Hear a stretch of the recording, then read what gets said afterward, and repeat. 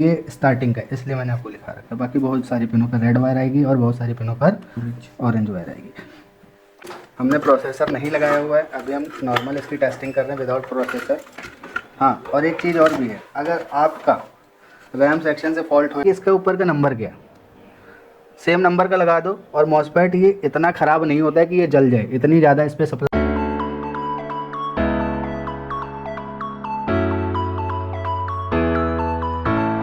जैसा कि मैंने आपको बताया, रैम में जो सर्किट मिलेंगे वो 3 से 4 तरह के मिलेंगे। मैंने आपको बता रखा है, एक बार फिर से मैं आपको बताता हूँ रैम में कौन कौन सा सेक्शन मिलेंगे। रैम में जो सप्लाई आती है वो ATX पावर कनेक्टर की पिन नंबर 1 या 4 से जाएगी। ठीक है, 1 पे आपको मिलेगी 3.3 और 4 पे मिलेगी आपको 5 वोल्ट। इसमें 13 पे भी जाती है। देखो क्या होता है, पिन नंबर 1 है जो ना, ऑरेंज कलर की वायर होती है, इसमें ऑरेंज बहुत सारी हैं। ठीक है, तो जहाँ जहाँ पे ऑरेंज होगी वहाँ से आप उसको चेक कर सकते हो। पिन नंबर 4 जो होती है वो रेड कलर की होती है, 5 वोल्ट की, रेड भी बहुत सारी होती है। जहाँ जहाँ 4 आएंगी वहाँ से आप उसको चेक कर सकते हो। जहाँ जहाँ रेड मिले, चाहे वो 4 पे मिले, चाहे वो किसी भी पिन पे मिले, 6 पे मिले, उसको आप चेक कर सकते हो। ठीक है, ये नहीं है कि आप केवल उसको 1 से ही और 4 से ही चेक करोगे, आप वहाँ से भी। ये 1 4 मैंने इसलिए लिखा रखा है क्योंकि ये स्टार्टिंग का है, इसलिए मैंने आपको लिखा रखा है। बाकी बहुत सारी पिनों पर रेड वायर आएगी और बहुत सारी पिनों पर ऑरेंज वायर आएगी। इसमें देखो, सबसे पहले जो एक नॉर्मल सर्किट मिलता है चाइना के मदरबोर्ड में, उसमें क्या होता है कि यहाँ पे कैपेसिटर लगा दिया और इसके बाद केवल एक सिंगल मॉसफेट लगा के रखा हुआ होता है। ये सिंगल मॉसफेट लगा, इस पे गई 3.3 या 5 वोल्ट। चाइनीज़ मदरबोर्ड में 3.3 जाती है, याद रखना, जिसमें सिंगल मॉसफेट होगा। यहाँ से आउट करेगा और यहाँ पे एक कैपेसिटर लगा देंगे और ये सप्लाई चली जाएगी रैम में। आउटपुट सप्लाई कितनी होगी, अकॉर्डिंग ऑफ रैम, रैम जितनी वैल्यू की होगी, जैसे कि DDR2 है तो 1.8। ठीक है, तो इस तरह से रैम की सप्लाई यहाँ पर जाएगी। इसके गेट को ड्राइव कराने के लिए एक रैम सेक्शन में IC लगी होती है 8 पिन की, जिसको हम बोलते हैं RAM IC। RAM IC gate से कनेक्ट होगी। कनेक्ट कैसे होगी, ये डायरेक्ट भी हो सकती है, इनडायरेक्ट भी, यानी कंपोनेंट के थ्रू भी हो सकती है। ठीक है, तो एक तो सर्किट आपको ये मिल जाएगा। एक आपको मिलेगा 1 या 4 से सप्लाई जाएगी, यहाँ से कॉइल लगेगा प्रॉपर, एक कैपेसिटर लगेगा और कैपेसिटर लगने के बाद यही सप्लाई आपकी आ जाएगी प्राइमरी मॉसफेट के ड्रेन पे। कहाँ जाएगी, ड्रेन पर। और इसके नीचे एक मॉसफेट और लगा रखा होगा जिसको हम बोलते हैं सेकेंडरी मॉसफेट। इस पे सप्लाई जाएगी सेकेंडरी मॉसफेट पे और ये वाला मॉसफेट हो जाएगा ग्राउंड। यहीं से सप्लाई निकलेगी कॉइल और कैपेसिटर के थ्रू रैम में चली जाएगी। एक सर्किट आपको ये मिलेगा। एक आपको मिलेगा 1 या 4 से सप्लाई जाएगी, एक मॉसफेट लगा होगा यहाँ पर उल्टा, यानी कि यहाँ पर लगा होगा P चैनल का मॉसफेट। ये केवल सपोर्टिंग के लिए लगा होगा। ठीक है, सपोर्टिंग यानी कि ये जितनी सप्लाई इन करेगा उतनी ही ये सप्लाई आउट करेगा। फिर यही वाले 2 मॉसफेट यहाँ पर आ जाएंगे।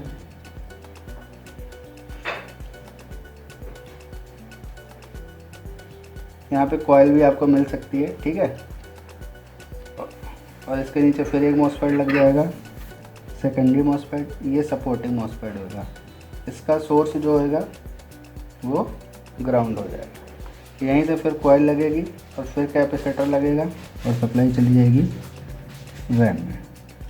तो ये कंडीशन मिल सकती है आपको रैम सेक्शन में। ये कंडीशन आपको अपने माइंड में सेव करके रखनी है कि यही सर्किट मिलेंगे, इसके सिवा और नहीं मिलेगा। ठीक है, प्रोसेस यही होगा। अब जो लेटेस्ट मदरबोर्ड आते हैं उनमें क्या होगा, ये जो मॉसफेट हमने बनाया ये आपका बन जाएगा 8 पिन का मॉसफेट, जिसमें 4 पिन जो डॉट होगी, ऊपर की जो 4 पिन होंगी ये ड्रेन की हो जाएंगी, डॉट के नीचे की 3 पिन सोर्स की हो जाएंगी और गेट ये हो जाएगा। अभी जो हम आपको बोर्ड चेक कराएंगे उसमें 8 पिन का मॉसफेट लगा हुआ है रैम सेक्शन में। लेटेस्ट मदरबोर्ड के तरह ही वो मदरबोर्ड है, तो हम उसको चेक करते हैं। कंडीशन क्लियर है, ट्रेसिंग आपने इसकी कर रखी है। अब हम इसको चेक करेंगे कि इसकी सप्लाई कैसे कैसे जा रही है। ठीक है, देखो ये रहा बोर्ड, हमने प्रोसेसर नहीं लगाया हुआ है, अभी हम नॉर्मल इसकी टेस्टिंग कर रहे हैं विदाउट प्रोसेसर। हाँ, और एक चीज़ और भी है, अगर आपका रैम सेक्शन से फॉल्ट होएगा तो आप कैसे पता करोगे कि रैम से VRM से कहाँ से है? तो इसकी जो कोडिंग जो मैंने आपको कल लिखाई हुई थी E1 या C1 C0, इसकी डायग्नोस्टिक कार्ड की कोडिंग आएगी। क्लियर है? अब मैं जो बोलता जाऊँ वो अपने यहाँ पे लिखते जाना, ठीक है। अब हम इस बोर्ड को ऑन कर रहे हैं, ये रहा इसका फ्रंट पैनल, और यहाँ से हमने इसको ऑन कर दिया और ये बोर्ड हो गया ऑन, ठीक है। ये लिए हमने मीटर ब्लैक वाली वायर ब्लैक में सेट कर रखी है। अब यहाँ पर हमें पता कैसे चलेगा कि प्राइमरी मॉसफेट कौन सा और सेकेंडरी मॉसफेट कौन सा है। अगर प्राइमरी मॉसफेट ये है तो इस पर आपको 5 वोल्ट या 3 वोल्ट मिलेगी, ठीक है, या ये है तो इस पर मिलेगी। तो सबसे पहले आगे क्या लगी हुई है, कॉइल लगी हुई है, तो हम कॉइल पे सप्लाई चेक कर लेते हैं, ठीक है। देखो यहाँ पे बिल्कुल ईजी है, आ रही है, कितनी आ रही है, 5 वोल्ट आ रही है, ठीक है। अब ये कॉइल 5 वोल्ट इन करेगा तो ये आउट कितनी करेगा, अकॉर्डिंग टू नहीं, अकॉर्डिंग टू रैम नहीं करेगा। अकॉर्डिंग टू रैम तो रेगुलेट करेगा सप्लाई कौन, मॉसफेट। ये कॉइल जितना ले रहा है उतना ही ये आउट करेगा, जितना इन कर रहा है उतना ही ये आउट करेगा, और ये दे देगा आपके कैपेसिटर पे सेम सप्लाई। कॉइल ने ये इन करा 5 और ये कॉइल ने 5 आउट किया, और यही सप्लाई चलेगी कैपेसिटर के एक पॉइंट पे, और यही एक दूसरा वाला जो पॉइंट होगा ये ग्राउंड हो जाएगा, इस पर आपको सप्लाई नहीं आएगी, ये माइनस टर्मिनल हो जाएगा। इसी कैपेसिटर से कनेक्ट हो जाएगा ये नॉन पोलराइज कैपेसिटर। इस कैपेसिटर नॉन पोलराइज पे भी आपको 5 वोल्ट मिलेगी, आ रही है।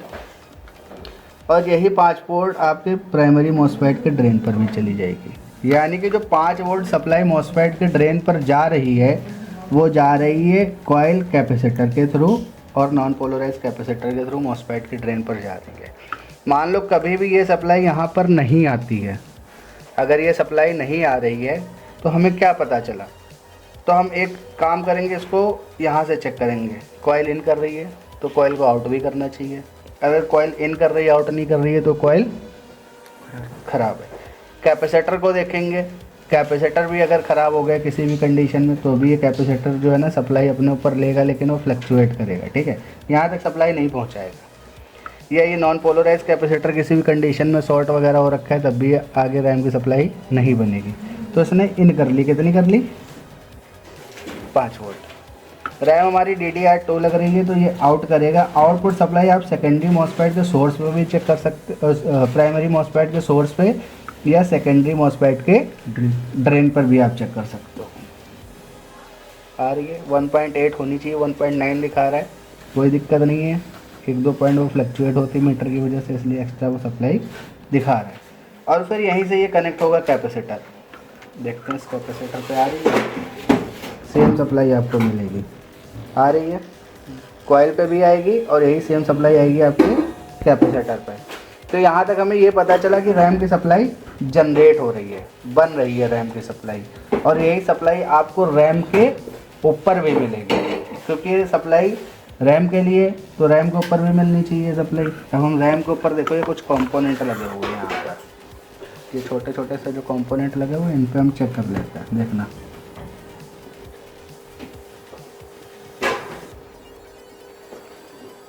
आ रही है, रैम के ऊपर भी आपको ये सप्लाई मिलेगी, यानी कि इस बोर्ड का रैम सेक्शन प्रॉपर वर्किंग पे ओके। अब इससे फॉल्ट क्या क्या आएंगे, इससे फॉल्ट क्या क्या आएंगे। सबसे पहले क्या होता है कि हमें कुछ नहीं करना, अगर इस तरह का कोई एरर आ रहा है तो हम सबसे पहले कार्ड लेवल में रैम को चेंज करेंगे, दूसरी लगा के देखेंगे कोड हटा या नहीं हटा। अब हमने कार्ड लेवल पे रैम को चेंज वेंज करके सब देख लिया, फिर भी एरर कोड सेम है, यानी कि रैम सेक्शन का ही एरर कोड है। इस कंडीशन में हम क्या करेंगे, इस कंडीशन में हमें कुछ नहीं करना, अपना मीटर निकालना है, बोर्ड को प्रॉपर बाहर निकालना है और इस तरह से सप्लाई देके ऑन करना है। सप्लाई देकर जब आप ऑन करोगे आपको कुछ भी नहीं करना, सीधा सा आप रैम के पास आ जाओ, रैम के ऊपर चेक कर लो ये सप्लाई रैम की है, आ रही है या नहीं आ रही है। अगर ये रैम की सप्लाई यहाँ पर नहीं आ रही है तो क्या ये रैम काम करेगी? इसको ऑपरेट होने के लिए इसकी सप्लाई नहीं मिल रही है तो ये काम नहीं करेगी।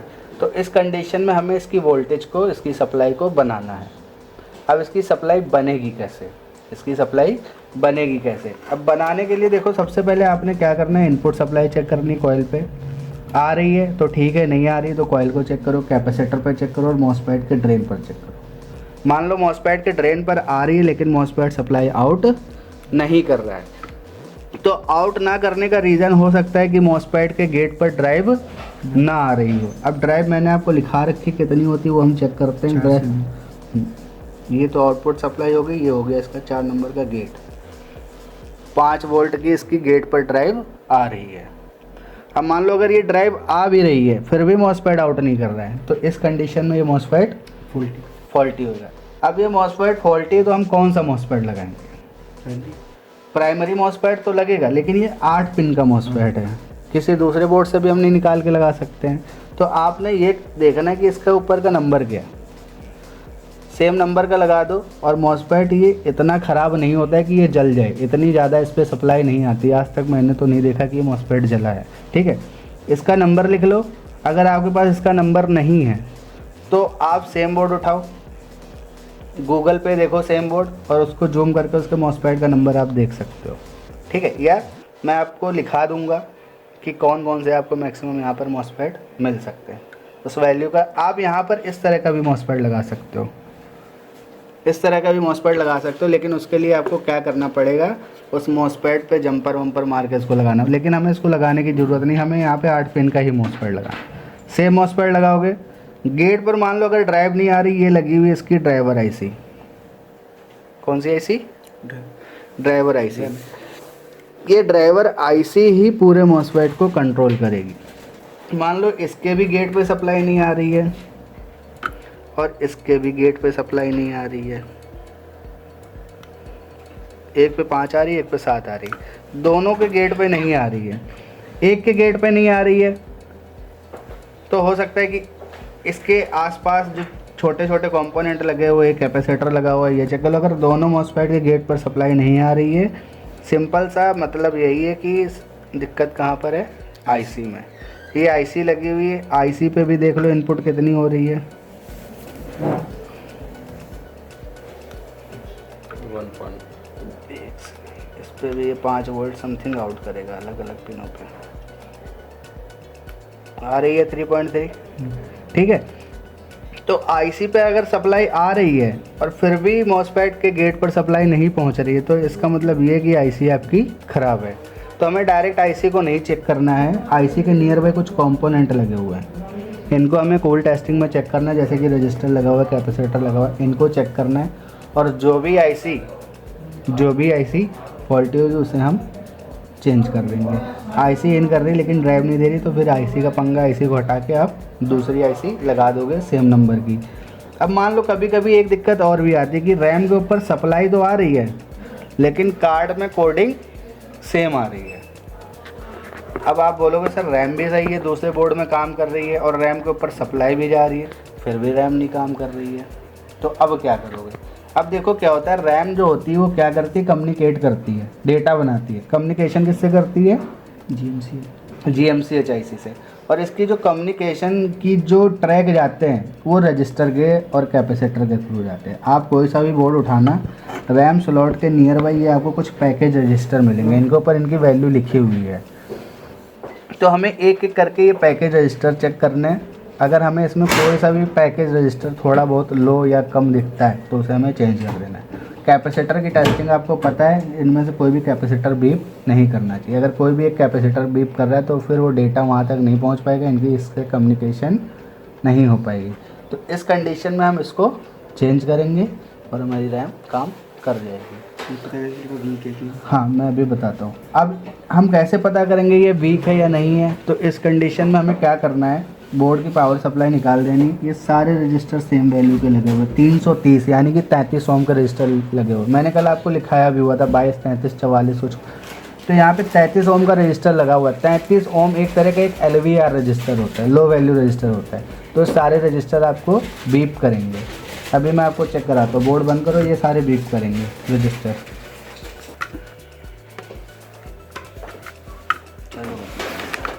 तो हमने यहाँ से रैम को निकाल देना है। रैम को निकालने के बाद हमें क्या करना है, हमें ले लेना है अपना मल्टीमीटर और इसको सेट कर देना है बीप पॉइंट पे। कहाँ चेक करना है? बीप पॉइंट पे। अब बीप पॉइंट पर हमें क्या चेक करना है, जैसे कि रजिस्टर लगे हुए हैं, ये देखो बीप कर रहे हैं कि नहीं कर रहे हैं। कर रहा है, यानी कि ये सही है। 0 से 50 ओम तक जो रजिस्टर होते हैं वो LVR रजिस्टर होते हैं, पैकेज रजिस्टर लगे, ये भी बीप कर रहा है यानी कि ये सही है। ये बीप कर रहा है, सही है। ये भी बीप कर रहा है, ये सही है। यानी अगर इसमें से कोई भी रजिस्टर ख़राब हो जाता है तो आप कोई भी यहाँ पर LVR पैकेज रजिस्टर लगाओगे। पैकेज यानी कि जो 8 पिन का रजिस्टर होता है वो आप लगा दो। 22, 33, 44 ओम का कोई भी पैकेज रजिस्टर लगा दोगे और आपका डेटा बनने लगेगा और रैम आपकी काम करने लगेगी। बीप का कैसे पता चलेगा? बताया ना, बीप नहीं देगा तो यानी बीक हो गया है। LVR रजिस्टर का मतलब ये हो गया, ये लो वैल्यू रजिस्टर है। अगर ये 20 से वीक यानी कि ये ओपन हो गया तो ये बीप नहीं करेगा, और बीप नहीं करेगा तो फिर ये ख़राब माना जाएगा। तो इस कंडीशन में हम इसको चेंज करते हैं। ठीक है, इतना चेक करो आप पहले बोर्ड में।